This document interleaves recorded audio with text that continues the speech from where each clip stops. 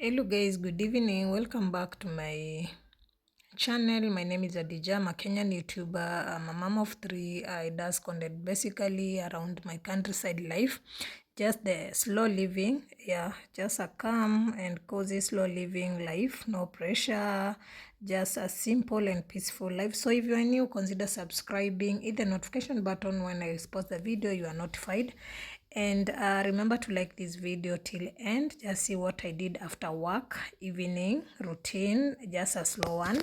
Yes, hope you'll enjoy. Hope you'll get some motivation. And remember to subscribe to the channel, like the video, leave a positive comment, share me out if you can. And yes, God will bless you. No more talking. Let's do the evening together.